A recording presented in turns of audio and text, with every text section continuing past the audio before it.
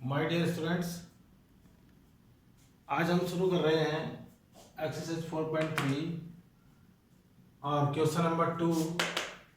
Question number 1 जो है same question है जो क्वेश्चन नंबर 2 है।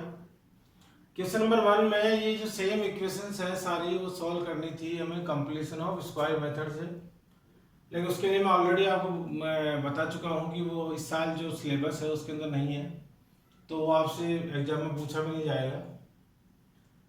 तो क्वेश्चन नंबर 2 सेम क्वेश्चन है और उसमें उन सारे इक्वेशंस को सोल्व करना है बाय अप्लाइंग क्वाड्रेटिक फॉर्मूला। इससे पहले जो क्लास थी हम डिस्कस कर चुके हैं क्वाड्रेटिक फॉर्मूला क्या है और उससे हम कैसे सोल्व करते हैं।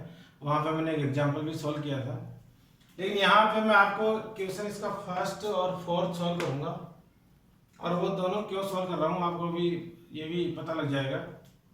क्वेश्चन नंबर 1 है 2x² - 7x + 3 = 0।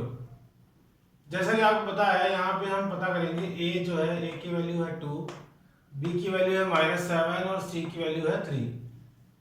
सबसे पहले जब मैंने आपको पहले समझाया था नेचुरल रूट के टाइम भी कि सबसे पहले आप पता कर लेंगे d डिस्क्रिमिनेंट जो पता करा जाता है b² - 4ac से। तो आप देखेंगे कि जो b² - 4ac है उसको सॉल्व करेंगे।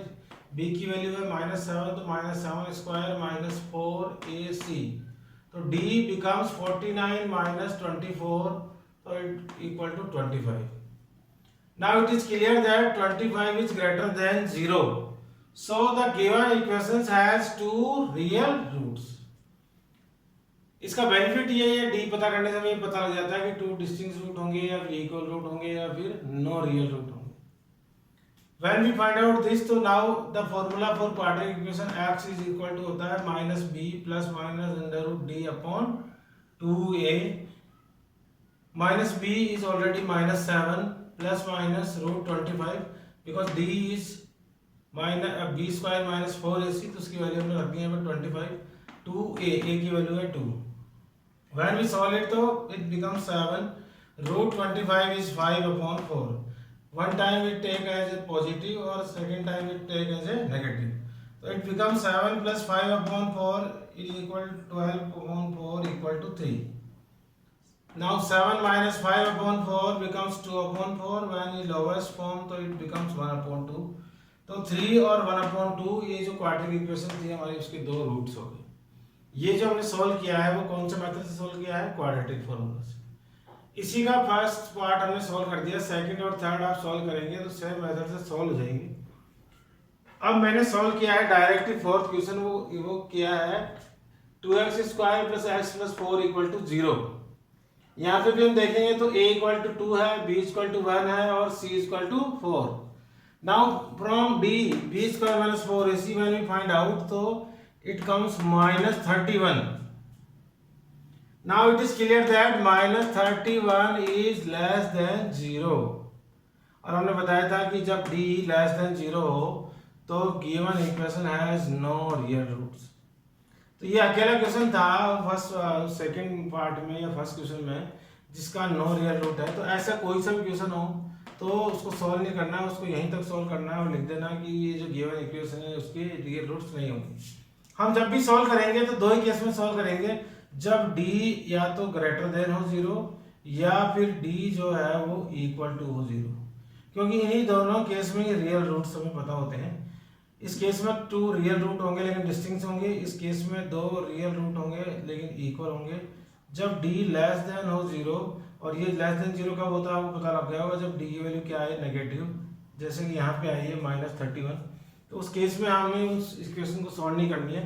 First second third question solve हो जाएगा, फोर्थ क्वेश्चन ये इसी तरह का था इसलिए मैंने इसको सॉल्व किया है। तो आपको यहीं तक सॉल्व करना है और लिख देना है कि इसके रियल रूट्स नहीं होंगे। इसके बाद हम बात करते हैं क्वेश्चन नंबर 3 का फर्स्ट पार्ट जो कि फ्रैक्शन में है। क्वेश्चन है x - 1/x = 3। जब भी फ्रैक्शन का क्वेश्चन हो तो पहले एलसीएम लेके उसको उसकी करेक्ट फॉर्म में चेंज कर ले। करेक्ट फॉर्म क्या है? ax² + bx + c = 0। ये किसी भी क्वाड्रेटिक इक्वेशन की जनरल और स्टैंडर्ड फॉर्म है, उसमें हम कन्वर्ट कर लेंगे। तो यहाँ पे x - 1/x का एलसीएम आया x। जब हमने इसको एलसीएम लेके सॉल्व किया तो it becomes x² - 1 = 3। When we cross multiply 3 by x, so it become x square minus 1 equal to 3x. और जब उसको सही उसकी फॉर्म में लिखेंगे तो it become x square minus 3x minus 1 equal to 0. Now we take the values of a, b and c. Value of a is 1, b is minus 3 and c is minus 1. a की value 1 है, इसका कोई coefficient नहीं है तो value 1 होगी. b की value हो गई माइनस 3 और c की वैल्यू हो गई है माइनस 1. अगेन जब हम डिस्क्रिमिनेंट d चेक करेंगे b स्क्वायर माइनस 4ac थे और तो आएगा ये 13. नाउ और 13 जो आपको पता है ग्रेटर देन 0 है तो पक्का इसके दो डिस्टिंक्ट रूट होंगे. When we apply the formula minus b plus minus under root d upon 2a तो it becomes minus 3 plus minus under root 3 upon 2a equal to plus 3 because minus minus plus minus root 3 upon 2. तो दो root हो गए 3 plus root 13 upon 2 और दूसरा हो गया 3 minus root 13 upon 2. यहाँ पे रूट 13 रहेगा क्योंकि रूट 13 की कोई एग्जैक्ट वैल्यू नहीं होती है. यहाँ पे हम सॉल्व कर सकते हैं. रूट 25 इक्वल टू क्या होता है 5, इसलिए हमने दोनों जगह 5 रखा है. इसी क्वेश्चन 3 का सेकंड पार्ट है, वो भी फ्रैक्शन में है.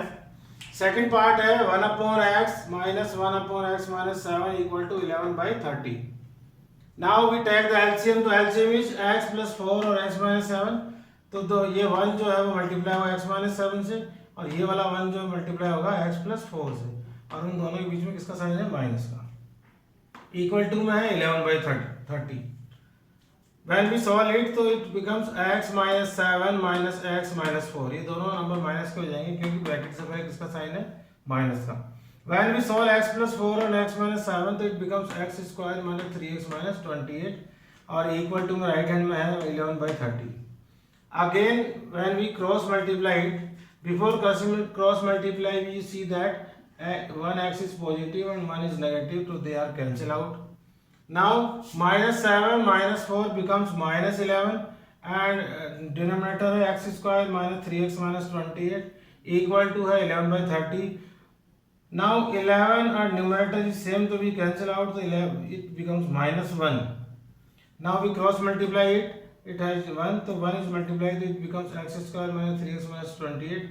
30 multiplied by minus 1, so it becomes minus 30. When we correct it, so it becomes x square minus 3x minus 28 minus 30 becomes plus 30 equal to 0.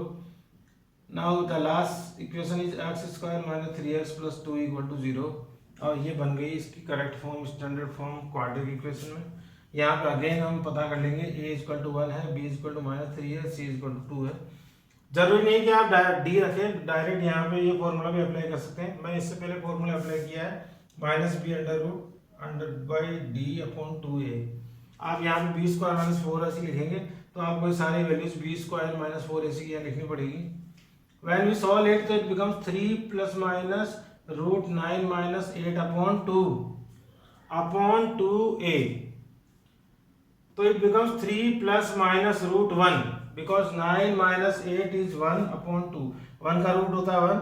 एक बार हम पॉजिटिव कंसिडर करेंगे, एक बार नेगेटिव. तो it become 3 plus 1 upon 2. 3 plus 1 upon 2 equal to हो गया 4 upon 2. 4 upon 2 को solve किया तो आ गया 2.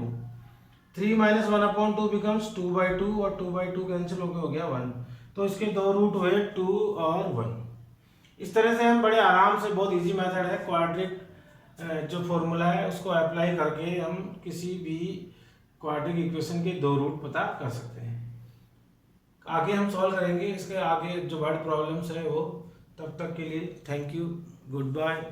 पढ़ते रहें और अगर ये वीडियो आपको अच्छा लगा और पसंद आया तो कृपया लाइक और सब्सक्राइब करें.